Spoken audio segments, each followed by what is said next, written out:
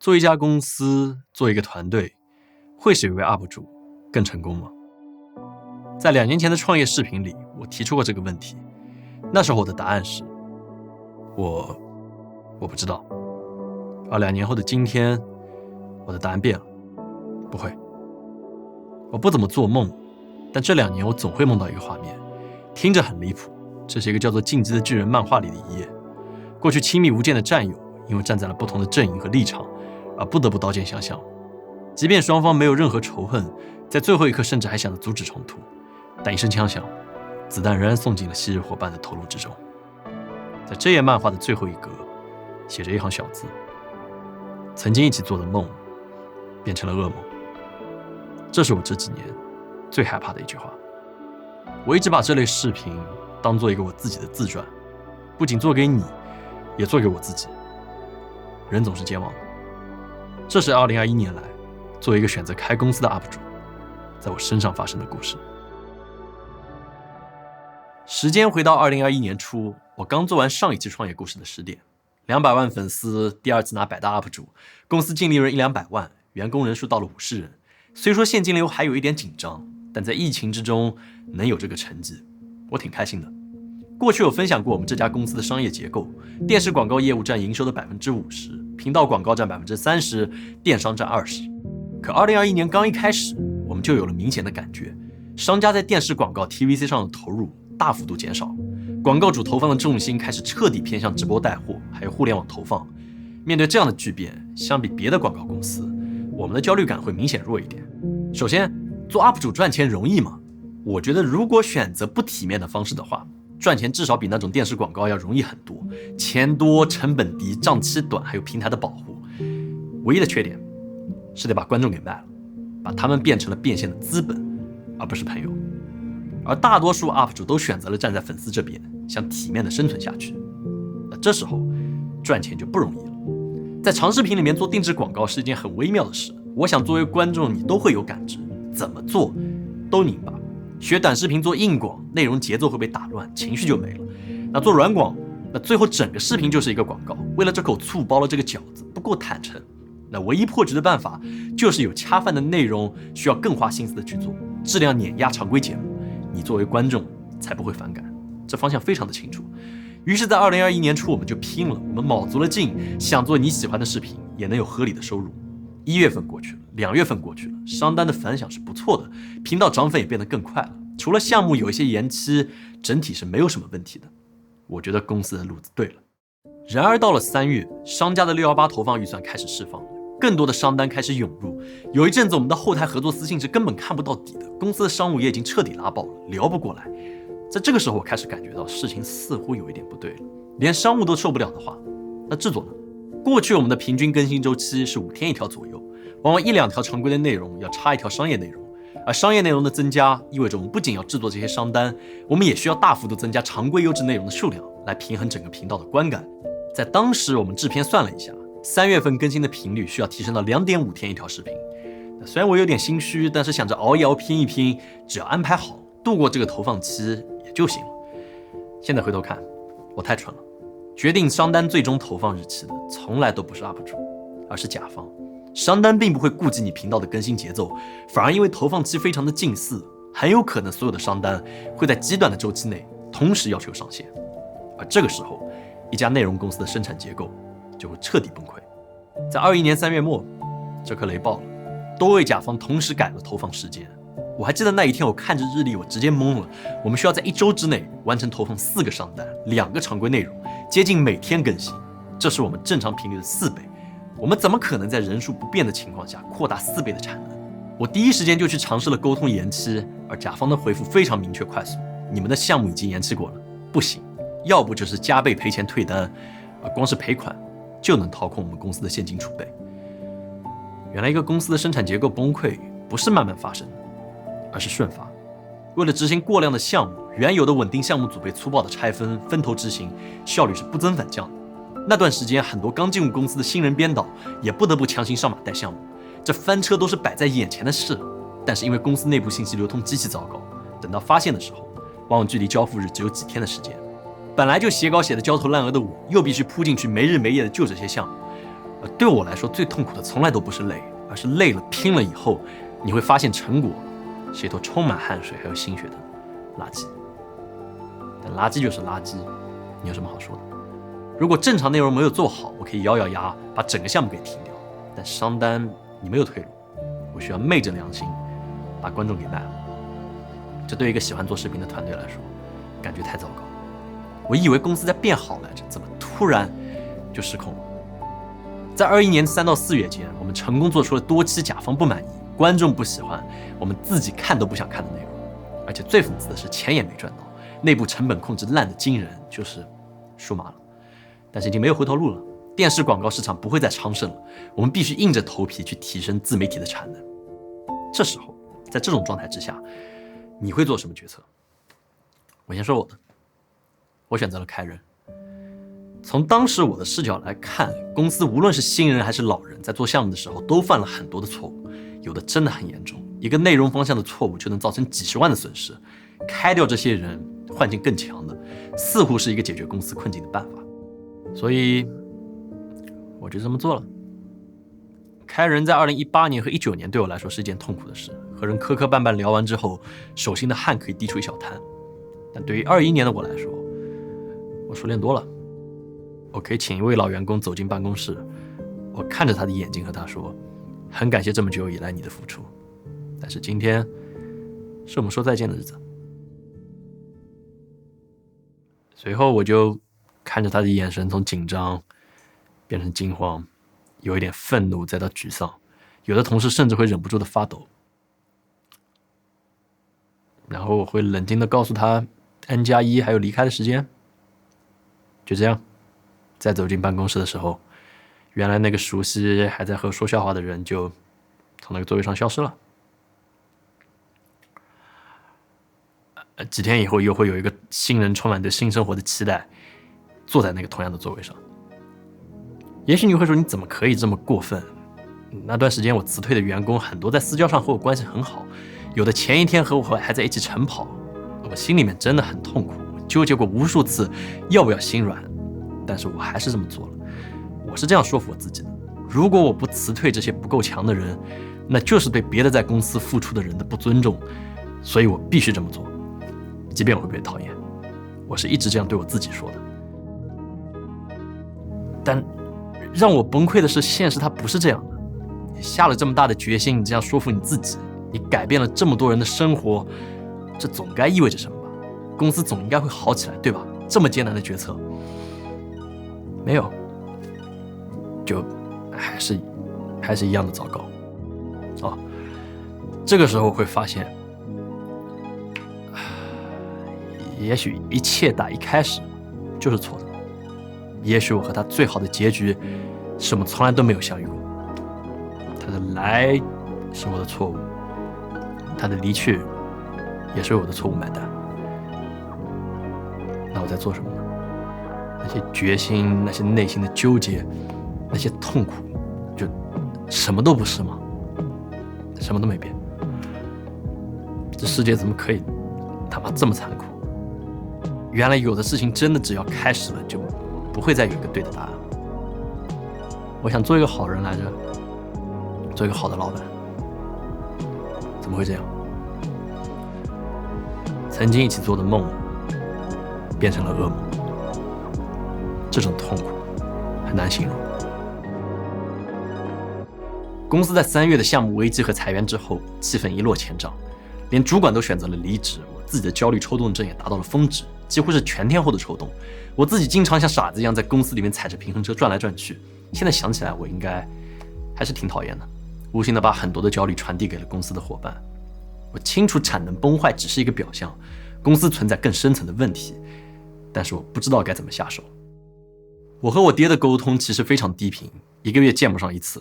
而这次我去上海找了他，比较巧的是那时候 B 站正好在给我拍一个创业的纪录片，所以甚至还有一些影像资料。我爹他没有长篇大论，只给了3个建议： 1. 盲目换人从来不解决本质问题； 2. 有效量化，降低信息差，是一家企业运作的核心； 3. 人性是经不起挑战的，商业是切蛋糕的艺术。实话说，第一、第三条当时我觉得有点虚，但第二条信息差，我是真的听进去了。之前的生产结构的崩坏，表象上看是一个决策错误，是人的问题，但本质上就是公司信息流通不顺畅而导致的。我真的了解我们公司吗？产能、上线、人员状态，其实从来都没有一个量化的数据。部门之间信息闭塞，一边已经爆单，一边还在疯狂的招商。项目出了问题，开一个象征性的会议，也就过去了，问题从来都没有被解决。我觉得我为数不多的优点，可能就是比较欢迎变化，乐意去迭代。回到杭州之后，我们立刻就开始了这个信息系统的研究和搭建。云端文档是我们公司迈出的第一步。飞书没有为这个视频充值，但是我还是想说，这个工具对我们公司的改变太大了。不仅仅是所有人可以同时编辑文档，更重要的是文档之间可以互相嵌套，还有引用，都在一个云端里面。我们以难以想象的速度构建起来像这样一个网状的结构，什么时候立项，什么时候开的会，商单介绍，项目复盘，总算可以互相关联，部门之间的信息差被大大减少了。而我们迈出的第二步是会议优化。过去开会很容易产生所有人七嘴八舌，最后砍大山，动不动浪费所有人半天的时间，这必须要被改变。于是我们学习了一个叫做飞跃会的方案，在开会之前采用协作文档，共同登记信息。会议开始之后，所有人静默10分钟，阅读文档，有疑点的地方直接批注，互相在线回复。之后所有人只讨论批注的问题，而不复述会议的内容。这个方式听着非常的傻，为什么所有人坐在一起却要不说话，在线在文档里沟通？但它真的解决了会议里一个个人说话毫无准备、浪费时间的问题。我们的会议时间在改进后被压缩到了40分钟之内，会议结束的时候，自然就会留下一个成型的文档，数据又可以被抓取到更为宏观的表格来进行可视化的呈现。这只是我们在那个周期里做的几件事，还有大量针对信息差的优化在那段时间落了地。运作公司你说难吗？那真的难。那你说运作公司简单吗？那也挺简单的。当你设立了正确的逻辑之后，你会看到所有人的状态迅速发生了改变。士气就是一个非常微妙的东西。我印象最深的是4月底的时候，我们发布了一条中国空间站有多大的特效视频。这是几个月来我第一次看到大家会聚在一起，等着片子上线，而且是笑着的，那个感觉很好。也许你也会有这种瞬间，和别人在一起很快乐的时候，你会突然抽身出来，看着他们快乐，你就会想，希望时间能走得慢一点。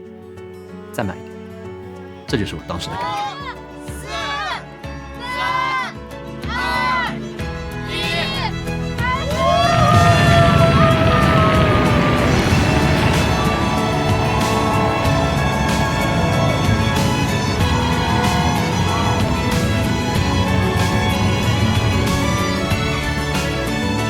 可以啊，这条非常好，我们再来最后一次保一条。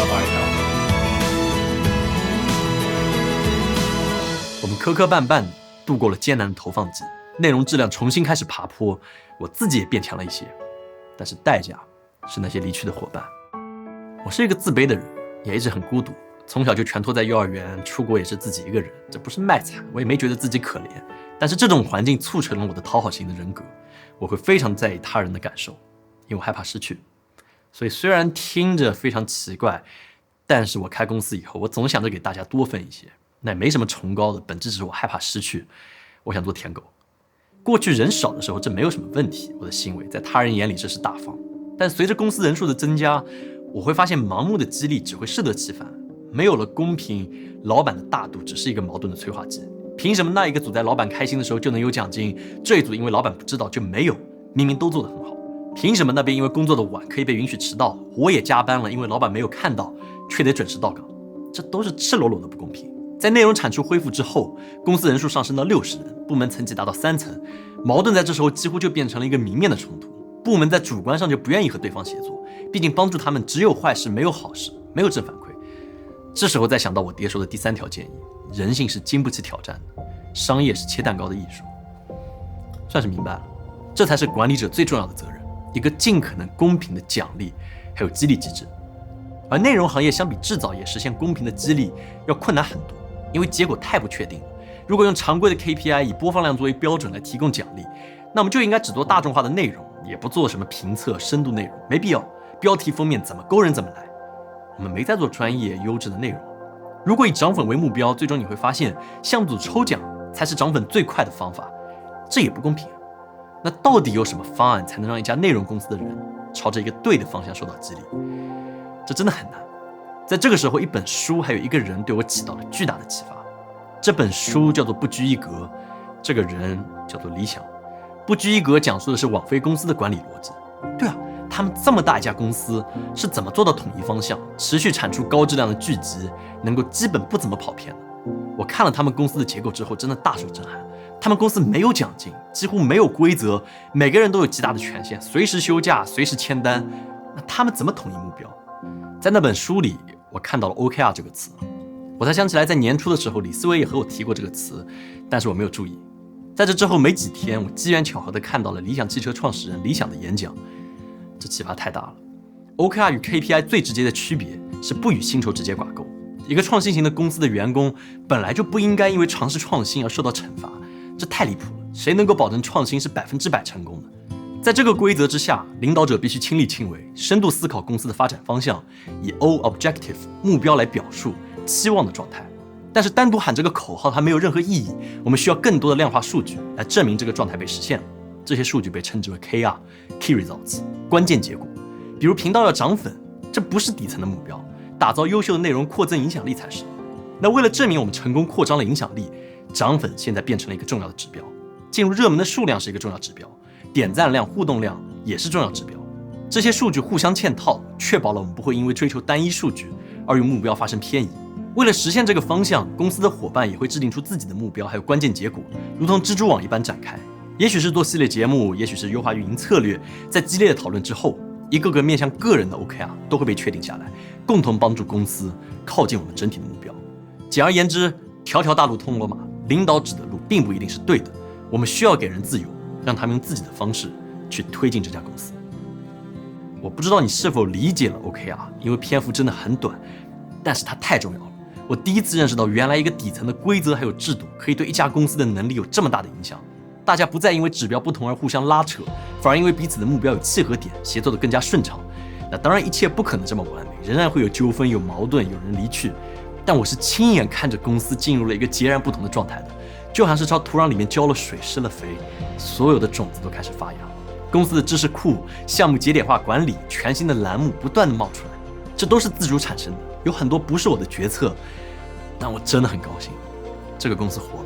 在2021年中段，我觉得我们达到了公司的黄金时期，所有人斗志高涨，平台也在快速成长期。影视飓风产出了各种各样的爆款视频，潜入深海，飞上高空，为革命性的国产设备打造超长的评测。谁能想到一个摄影机视频能有200万的播放量？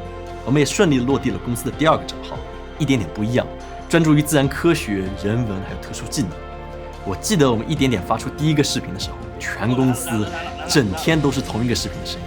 我们一条条阅读你的评论，办公室里面全是欢乐。那段时间真的很难形容，你会感到公司每天都在进步，和所有人一起成长，这种感觉真的美妙至极。每天醒来第一个感觉就是我得赶快去公司，今天又是带劲的一天。我衷心感谢一直陪伴我们起起落落的观众，大多数时候你们是在台前看着我们，但现在你也看到了幕后。虽然你不一定认识我们所有人，我不知道你能否共情，但是我还是想用一段混剪带你来感受一下那段时间一家内容公司快速成长的感觉。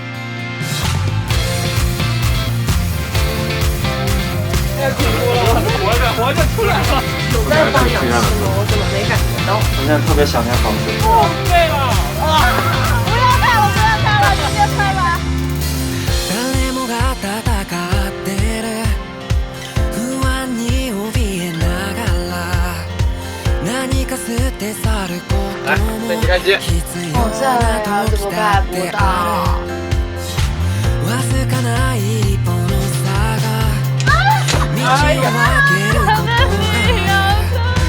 我们已经遇到了很多的问题，但是我们还要保持乐观，加油！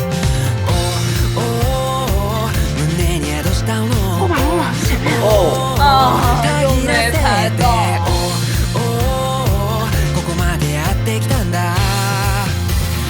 3、2、1 ，Action！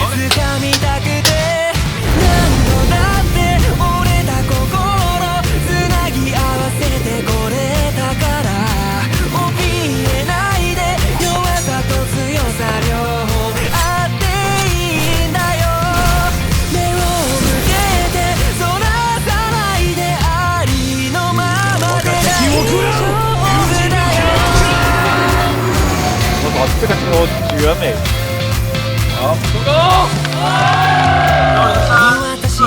在开拍之前呢，影视飓风的产品组就给了我一个非常大的惊喜，他们做了一个可以控制动态模糊的 MagSafe 的 ND 镜，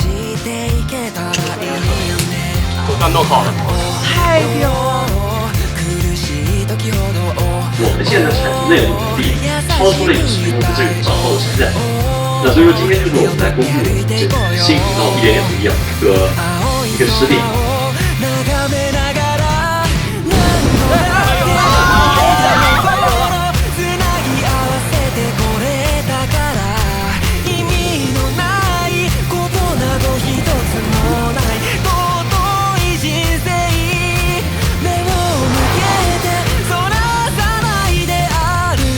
真的做不下来。那就造一个更大。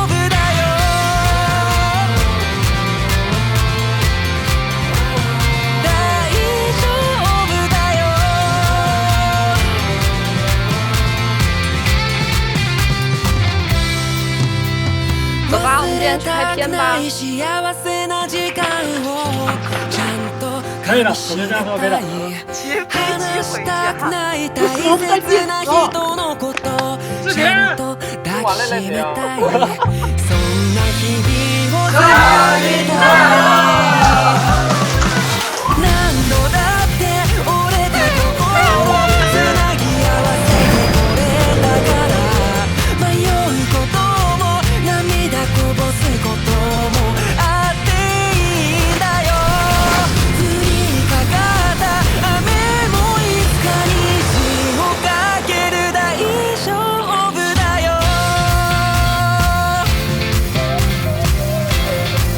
还在拍我？别把他给遮住。Cover me, cover me。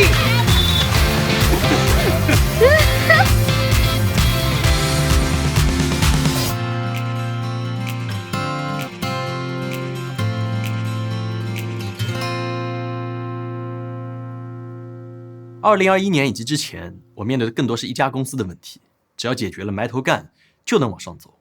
但是到了2022和23年，我会发现我们面对的是整一个行业的问题，而我们能做的事真的很少。我尝试总结了一下行业的困境，得出来的就是一句话：做内容从方方面面来看，都变得越来越不纯粹了。不知道从什么时候开始，做内容在我眼里变成了一场躲避球大赛。每次冒出一个新的选题，我第一件想的是不是怎么把这个选题做得有趣，而是怎么样能不被杠。说这句话会不会得罪这个群体，露出了拍摄设备，会不会被人说你是在炫耀，做一个珊瑚的选题会不会被人举报引人不适，然后1年的拍摄最终换来限流。做自媒体久了，我的网络敏感度变得特别的高，开会的时候我总能指出潜在的风险点，同事很佩服，但我很惭愧，我为什么把脑子花在这些东西上？但最消耗创作积极性的东西并不是社群氛围，而是行业的规则。这2年我感触最深的就是创作者，你别把自己当回事，你什么都不是。认可度是观众给你的，曝光是平台赋予的，商业是甲方和代理投放的，任何一方都可以把你的名字去掉。可能听着离谱，代理不就是给甲方还有博主传话还有付款的吗？这也能踩到头上？可以啊，而且是破坏性的。这2年在创作者行业里面，一个词变得越来越高频：返点。代理手上拿着甲方的投放预算，而创作者会有很多。甲方一般会让代理来帮忙选择博主，部分代理这时候就会发现，原来博主是我的下游，他太需要我手上的单子活下去了，需要到就算我提出分走其中的一部分钱，他也会答应。新人博主更是没有议价权，只能听我的，我想要多少，他也得答应。行业里当然有好的代理，但是有的公司真的太离谱了。我看着代理的返点从几个点到10个、20、30、50，更多。你要知道，这是整个项目的预算，不是利润，这钱太好赚了。我见过最夸张的，就是加上微信之后，第一句话不是品牌，不是诉求，而是对攻几个点，对我个人能返几个点。原来到头来我们比的不是做好内容吗？而是返点。一个做优质内容的博主，如果不懂这些行业规则，他只会发现，哎，我怎么没有上单了？这不是在说一个平台，而是在说整一个行业，它都存在着严重的返点问题。用爱发电，造福了谁？规则的崩塌是丑陋的，在成熟的平台面前，创作者的选择真的很少。短视频的冲击本质上也是一样，各个平台都选择了短视频，那这就是风口。B 站能在今天取消播放量，用播放时间来显示内容的欢迎度，是很有勇气的一个举动。长视频有未来了，真的很棒。我其实希望这一天再早一点，因为在2022年 B 站推行短视频的那段时间里，太难熬了。我们当时正好一点点不一样，在死磕了几期长视频之后，发现原来相比讲一个好故事，真的不如刨去感情，刨去探索的过程，只放结果，数据会来得更高。我们当然喜欢精心打造长内容，这是我们喜欢的东西，但是叫好不叫座，配上各类严格的审查，还有黑箱一般的限流规则，一不小心就是几个月的投入打了水漂，这风险顶不住。所以我们就开始做短视频了。作为一家公司，我们必须活下去，才能讲别的。只能说短视频赛道也是很卷的，不在3秒内抓住观众，持续输出刺激，你就会被无情的划走。没有了完播率，就没有算法推荐，你就输了。长视频的爆款往往需要同时具备快乐、知识、共鸣、节奏这4个要素 HKRR， 但是短视频只需要一个，应该说你只能选一个，既要还要，你就会输得很惨。所以我们借鉴了电影行业的一个技巧，来尝试把视频的节奏可视化，那就是时钟理论。你可以把一个视频的时间长度作为周长画一个圆，随后标出0点、3点、6点、9点这些位置的内容。如果这里没有爆点，那你就得改，你需要尽可能让刺激点充斥整个时钟，这非常简单。我们在几个月内就打造了大量的100万播放、100万点赞的原创短视频内容，粉丝量也是飙升。我们甚至还开发出了特殊的商业模式，先定有趣的选题，然后公司的产品部门迅速跟进，开发出紧贴内容的高质量周边，随着视频一起上线，借助一个爆款视频来打造一个爆款的产品。我们也确实赚到了一些钱，不再完全依靠广告。拿着这些收入，我们又把它投入到各种长期项目里面，产品研发、爆款的长视频，还有我们的新场地。场地这种东西真的很重要，这种实体的变化是对所有人工作最直接的反馈。在新场地装修期间，我看着公司的伙伴3天2头跑过去欣赏还有畅想，我就觉得真好。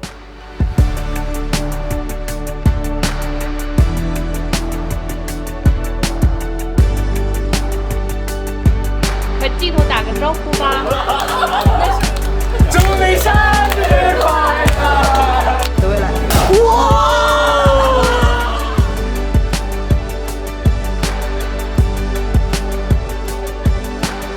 最终我们还是要回到这个问题：开一家公司，做一个团队，会让一位 UP 主更成功吗？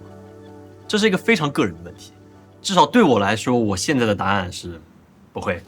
那也许你会说，你在讲什么？刚才这些进步还有发展、解决问题都是扯淡吗？那也不是，这些都是真的。从一个公司角度来说，我们确实也变得更好了。那只不过当我把自己放回到创作者这个最初的身份上的时候，我会发现我很难说出变好这个词。开公司之后，我在做视频的时候，一直有一种隐隐的微妙的感觉，但是很难表达。但是现在我明白了，我触及到了一个团队型博主的本质问题：一个视频里面到底有多少部分是我？我并不避嫌有团队这件事情，也乐意让大家崭露头角。但是说到底，出镜的人是我，甲方认的也是我。这个频道有着太多我的风格，以至于公司这些才华横溢的伙伴一直在努力融入我的灵魂还有风格来做一个个视频。他们都很努力，但是那终究不是我。我知道，他知道，作为观众，你也知道。那这个问题并非不可化解，几年前用这个模式其实是没有问题的，只需要我们和编导保持高频率的沟通，我自己严格监修每一期视频，最终能够找到一个非常好的平衡。但是到了今天这个时点，我们的更新频率比几年前高出了5倍不止。最夸张的时候，我一天需要录制7期长视频，制片早就帮我安排好了日程，精确到30分钟以内。那这时候我更像是一个艺人，而不是一个创作者，这就让我非常的难过。包括我在内，所有人都在努力维护这个贴满标签的虚无的一个形象。即便我尽力去延长工作时间，尽可能去参与每一个项目，但是这不解决本质问题。那也有可能你会说，那你降低更新频率，回到几年以前的样子，那不就行了吗？回不去啊！一旦降低产能，就养不活我们现在的伙伴，还有商业板块，就变成了一个死局。那这是一个粗略的估计，但是你可以做一个参考。在长视频领域，即便你做到头部，并且在优势赛道，比如说汽车、3C 还有美妆，不融资的话，你的团队人数不应该超过20个人，这可能就是一个单体 B 站频道的良性上限。而我们当前的人数是100多人，那接受这件事情，说真的让我花了不少的时间。我是一个很擅长欺骗自己的人，在以前我给自己洗脑，我觉得解决了各种问题，公司壮大，我们就能造出更好的内容，更好。但等到这个泡泡破碎的时候，还是挺痛的。我和拉克斯在3-4年前就讨论过团队化这个问题，然后我们各自选择了截然不同的路。他选择了个人，我选择了团队。那就今天来看，我打心底里觉得他做得更好。你输了。那你可能会说，为什么你不裁员，咬咬牙，你直接回到过去？那说真的，倒也不是为了面子，而是在接受现状之后，我觉得公司它也不是没有意义的一件事情。我们确实创造出了一套完整的系统，还有工作流，有着优秀的人才，只是自己把自己给尬住了，有这种感觉。我想再下一次注。如果一个频道的纵向发展受阻，那我们选择横向发展，打造更多有趣的账号，由不同的人来出镜，突破一个单体 IP 的限制，这有没有可能？这又是一个本质的问题。UP 主是天注定，还是可以被培养的？那我想把这个问题的答案留给你，而我们自己会去试一试。那这个和单纯的 MCN 签人还是很不一样的。那事实上，我们其实已经开始了这个计划，有一些和影视飓风脱钩的账号有了一些起色，所以我们以后再来揭晓。那团队化也许不会让一位 UP 主更成功，但是有一点可以确定的是，和志同道合的伙伴一起成长，实现过去想都不敢想的事，真的就是人生最美妙的感受之一。那这2年我的心态也变了不少，以前我总想着追寻那个所谓的成功，所谓的万事求全，但回过头来你会发现，和伙伴一起被现实打得满地找牙的过程，似乎才是最美妙的。我很喜欢我朋友李杰林和我说过的一句话，他说：巅峰的快乐是短暂的，你知道人生最好的感受是什么吗？虚惊一场，对吧？最美好的感受就在这一张一弛之间。那最后，我想提一下我们公司的使命，这对一家公司来说真的很重要。我应该是第一次在频道上讲，我们的使命是让中国人燃起来。现在的人背负的真的很多，丧的情绪是不可避免的，真的太累了。我们在这一点上能改变的东西真的非常少。但是我怀念儿时看着那些动漫还有漫画的人物热血沸腾，在被子里面拳打脚踢燃起来的感觉。我们就想，如果我们能做那颗小火花，用影像带你看到这个世界的纷繁，还有不同的活法，让你第2天起床的时候多一份盼头，那就够了。这就是我们想做的。所以最后无限进步，我想延续上一期的传统，分享一首我很喜欢的歌。这首歌我最近觉得它的歌词真的很打动我，希望你能起来。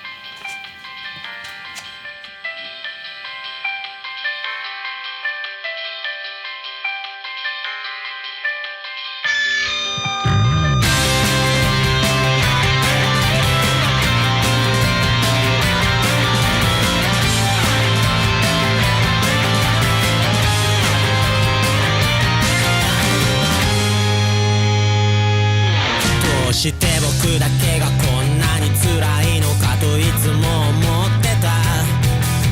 周りの人ばかり幸せそうに見えた。だけど君と話したら少しだけ気が楽になった。似たようなこと打ち明けてくれたから